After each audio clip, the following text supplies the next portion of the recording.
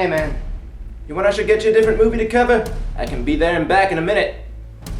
No, it has to be this one. Hey, I could always throw together an episode of Poke Flute to delay the review. Haven't had one of those in a while. No more delays. It has to be now. Leaf? Do you need me to, like, co-star to make this easier? This is something Husky and I must face on our own.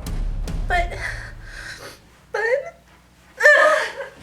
Leaf, we're out of toilet paper! Shut up! Jeez, why is everyone so yappy today? I am fighting Leaf, And Husky, I'm here too. the leader-in-chief Of this show and not much else. Put together by twists of fate so great it's all beyond belief. Don't you give me no grief. That Lupin canine his suits make just like Wonder Who you can see. Review kids movies with no beauty, not groovy, while breeding with moody me. That's how it's gotta be. Fighting Leaf and Husky, I'm Husky. Fighting Leaf and Husky, I'm Husky. Fighting Leaf and Husky, yeah, that's me. Sure, they like 'em now, but that ain't gonna last. To minimize the damage, we gotta work fast. This is what we gotta do to help the kids to get it. Now listen to my review, you're gonna regret it. It's Husky by my side and I keep on my chest. The real bad kids movies with help from the rest. I'm fighting Leaf, the kid movie chief. To give me no grief, well, you're gonna regret it. Hi, Internet! And welcome to You're Gonna Regret It, Modern Children's Movie Review with your hosts, Fighting Leaf and Husky the Wolf. It's been a long time in coming, but now we're finally gonna tackle the movie that almost ended the show. Now we're back and ready for anything, even hot!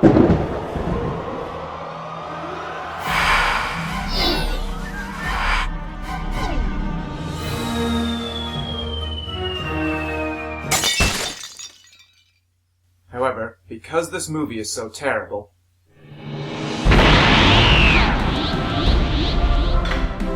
it's time for the next Shining Leaf review. Strap in, folks, and hold on tight. This is gonna hurt. Yeah, I already have a problem with this movie. So the movie starts off with a narration about Easter bunnies of old. If you've ever gotten a basket of candy and colored eggs on Easter morning, well, you have them to thank. The Easter bunny's been doing this since before Santa made it cool.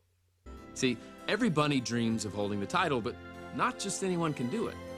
You have to be majestic. You have to be dignified. You have to be, well, a bunny. So let me get this straight. Every bunny dreams of being the Easter bunny, but you have to be a bunny in order to be the Easter bunny. What? Now meet this clown, Fred O'Hare. Get it? Played by James Marsden. He apparently is going to be the Easter bunny by the movie's end. A detail they seemed ashamed to admit during the previews. Then again, we didn't look very hard because we're lazy. So we cut to Easter freaking Island. Get it? And Justin Bunnybur over here is playing on some bongos. Meet E.B., voiced here by Django Marsh. The D is silent. E.B.'s dad, voiced by Hugh Laurie, calls him into one of the Easter Island heads to take him to the Easter branch of Charlie's Chocolate Factory. But take a listen to the accents going on here. You're practically a foot tall. Over a foot, if you count the ears. I always count the ears. And there you have it. Easter is un-American! Okay, we get it. This is a candy factory. Where chocolate goodies and stuff are. Okay! Welcome to the Easter Factory. Oh, is that what this is? So while E.B.'s dad gives him the everything the light touches speech, we eventually run into this movie's villain, Carlos, voiced by our old friend Hank Azaria. Hank Azaria, we're safe! No, we're not. Carlos, too much marsh, not enough mallow. Exactly, senor. I was just going to say that. Phil, too much marsh, not enough mallow. Oh, and meet Phil, also voiced by Hank Azaria. Oh, hi, boss. No dancing on the job. It's forbidden. Yes, sir. I'm very bad.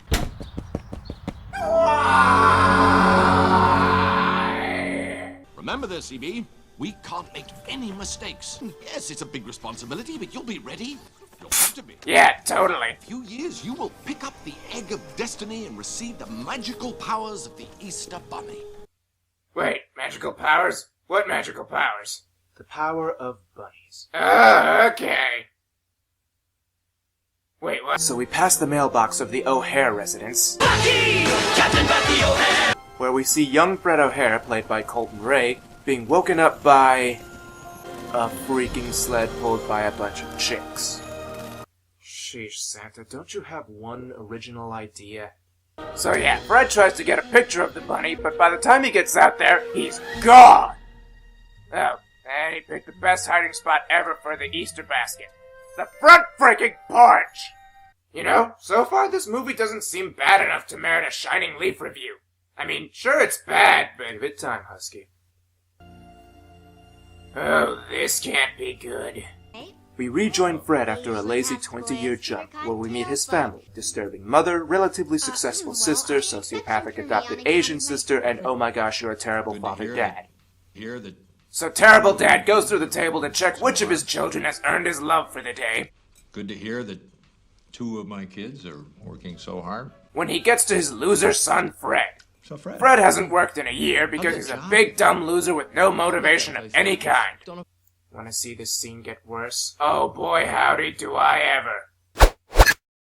The family stages an intervention for Fred, with written statements and everything. Because those are funny, right?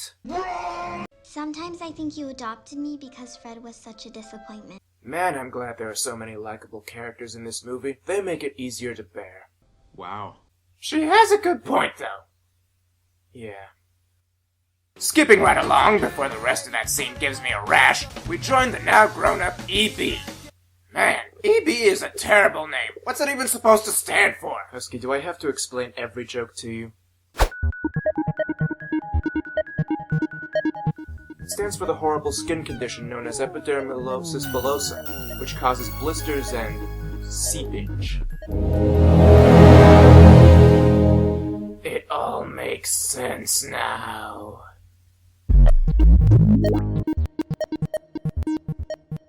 Anyway, Skin Disease is drumming to a whiny but thematically appropriate pop song when his father steps into the room. He reminds EB to get his Easter Bunny acceptance speech ready for when he officially takes the job in 2 days. But Skin Boils here decides now is a good time to bring up the fact that he may not want the job. Great timing. I mean, you had 20 friggin' years to discuss this, but I guess now was the best time to talk about it after all. Listen, you want me to be this, but maybe I'm not this. Just maybe I'm this. I'm sorry, what? I might be a metaphorical sock. Oh, I think I get it. It's like if someone wants us to be a tiny rhinoceros, when we're really better suited to being a wooden mannequin, or a gargoyle, or Dr. Menace. Generic cameo moment. Then we learn that China hates bunnies. Yay! Oh yeah, and EB's dad does what all fictional dads do and completely shuts down EB's drumming dreams. Like you do. So EB decides to run away from his responsibilities, again, like you do, and hops down a bunny hole to Hollywood. Wait, what the heck is the point of the magic sled if you can just magically bunny hole yourself anywhere? Does Santa Claus have this, magical spaceship he uses to beam himself anywhere? Because that would be awesome! We rejoin Fred as his family kicks him out of the house when his sister tells him about how she set him up with another job interview in the morning, which he almost is too much of a loser to bother accepting. You know what? You're right. In a couple of months, couple of weeks, you're gonna see a whole new Fred. A new Fred? Can it be this one? Or this one? As long as it's not this one, he's annoying. She also sets up a place for him to stay the night by giving him her house-sitting job for her boss. He loves his house more than he loves his kids, so you have to behave, okay? And still not a likable character to be found. That's the real problem with this movie. The jokes and dialogue aren't really that bad in themselves, it's just that we have to spend a whole movie with people we would rather see shoved into a meat locker. Oh great, now I'm hungry.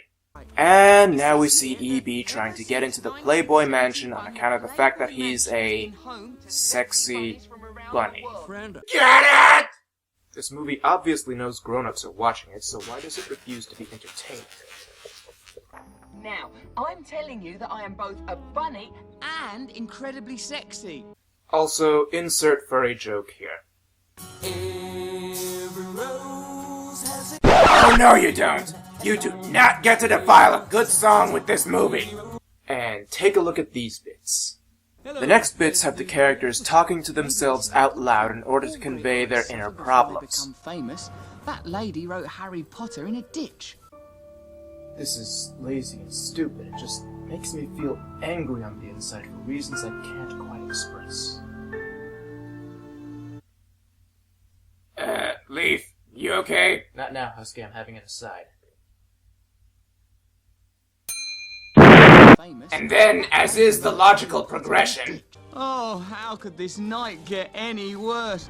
Oh, I see. Car accident. Thank you. Fred hits E.B. with a car. What, Ma? I'm roadkill! Ha ha ha! That's when Fred decides to do the reasonable thing and prepare to bash the little guy's brains out with a giant rock. Do it!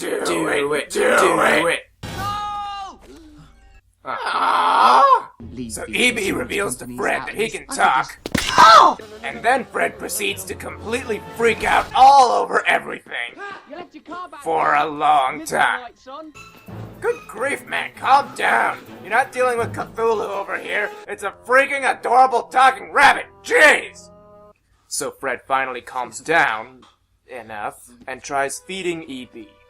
It's turkey jerky. First you hit me with your car, then you try and poison me with a meat stick. Why do you hate me? Oh, how do I hate thee? Let me count the ways. Never mind. Then E.B. starts whining and spewing the most passive-aggressive schlock I've ever heard. Even Alvin in the Squeakle couldn't keep up with this guy. I'm sorry if I dented your bumper with my face and body. Do you want me to look for some baby aspirin? No, you save it. You might run over a baby. I think this calls for another Ode to Joy parody. How about you, Husky? It sure does. Hit it, Jerry! You got it, Husky. 1 and 2. Whining, whining, lots of whining. Stupid rabbits whining a lot. Lots of whining and complaining. Whine, whine, whine, whine. Ah! And yeah, all that whining convinces Fred to put E.B. up for the night. See? Whining gets you stuff. Yay, whining!